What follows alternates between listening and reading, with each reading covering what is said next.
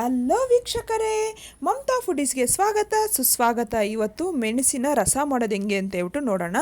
ಇದು ನಮಗೆಲ್ಲ ಕೋಲ್ಡು ನೆಗಡಿ ಕೆಮ್ಮು ಆಗುತ್ತಲ್ಲ, ಅದು ಅಂಥ ಟೈಮಲ್ಲಿ ಈ ಥರ ರಸ ಮಾಡ್ಕೊಂಡು ಕುಡಿದ್ರೆ ನಮಗೆ ಬೆಳಗ್ಗೆ ಅಷ್ಟೊತ್ತಿಗೆ ನಾವು ಫ್ರೆಶ್ ಆಗಿ ಹೋಗ್ಬಿಡ್ತೀವಿ. ಅಷ್ಟೊಂದು ಹೆಲ್ತಿ ರಸ ಇದು. ಬನ್ನಿ ಹೆಂಗೆ ಮಾಡೋದು ನೋಡೋಣ.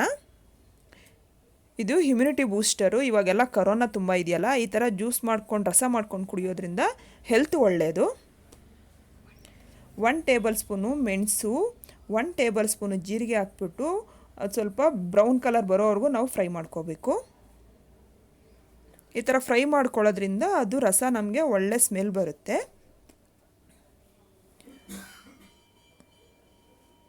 ಇದನ್ನು ಮಿಕ್ಸಿ ಜಾರ್ಗೆ ತೊಗೊಂಡು ಪೌಡ್ರ್ ಮಾಡ್ಕೋಬೇಕು. ನೋಡಿ, ಈ ಥರ ಪೌಡ್ರ್ ಆದಮೇಲೆ ಅದಕ್ಕೆ ಒಂದು 8 ಅಷ್ಟು ಬೆಳ್ಳುಳ್ಳಿ ತೊಗೋಬೇಕು.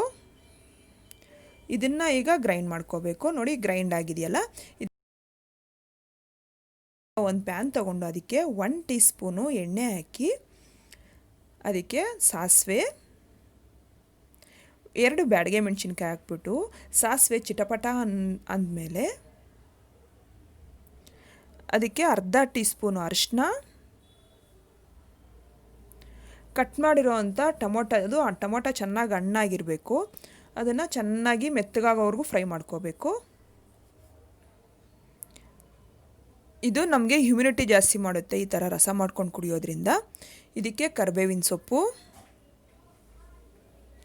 ಹುಣಸೆ ರಸ ಒಂದು ಸ್ವಲ್ಪ ಮಿಕ್ಸ್ ಮಾಡ್ಕೋಬೇಕು. ನೀರು ಅರ್ಧ ಲೀಟ್ರಷ್ಟು ಸೇರಿಸ್ಕೊಂಡು ಅದಕ್ಕೆ ನಾವು ಪುಡಿ ಮಾಡ್ಕೊಂಡು ರೆಡಿ ಮಾಡ್ಕೊಂಡಿದ್ದೀವಲ್ವ, ಆ ಪೌಡ್ರ್ ಹಾಕಿ ಉಪ್ಪು ರುಚಿಗೆ ನೋಡ್ಕೊಂಡು ಹಾಕ್ಕೋಬೇಕು.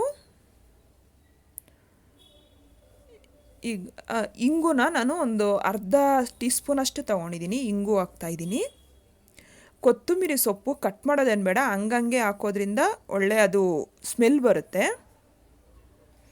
ಈಗ ಎಲ್ಲ ಹಾಕಿ ಒಂದು ಚೆನ್ನಾಗಿ ಕುದಿ ಬರ್ಸ್ಕೋಬೇಕು. ಒಂದು 5 ನಿಮಿಷ ಕುದಿ ಬರಬೇಕು. ನೋಡಿ, ಈಗ ಆಗಿದೆ. ಇಷ್ಟೇ. ಈ ಥರ ಮಾಡಿಕೊಟ್ರೆ ತುಂಬ ಚೆನ್ನಾಗಿ ಕುಡಿತಾರೆ ಎಲ್ಲರೂ. ನೀವು ಮನೇಲಿ ಟ್ರೈ ಮಾಡಿ. ಇಷ್ಟ ಆದರೆ ಲೈಕ್ ಮಾಡಿ, ಶೇರ್ ಮಾಡಿ. ನನ್ನ ಚಾನಲ್ಗೆ ಸಬ್ಸ್ಕ್ರೈಬ್ ಮಾಡೋದು ಮಾತ್ರ ಮರಿಬೇಡಿ. ಹೆಂಗೆ ಬಂದಿದೆ ಅಂತ ಹೇಳ್ಬಿಟ್ಟು ಕಾಮೆಂಟ್ ಬಾಕ್ಸಲ್ಲಿ ಬರೆದು ತಿಳಿಸಿ.